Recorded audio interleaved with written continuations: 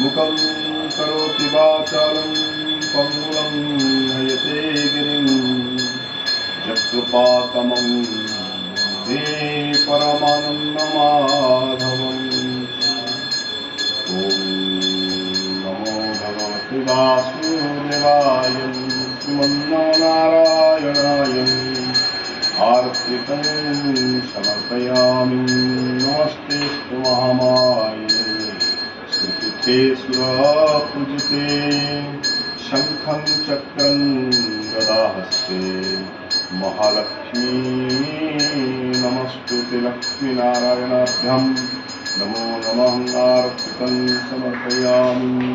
कर्पूरगौरं करुणावतारं संसारसारभूतलिङ्गहारं सदा वसन्तं हृदयारण्यं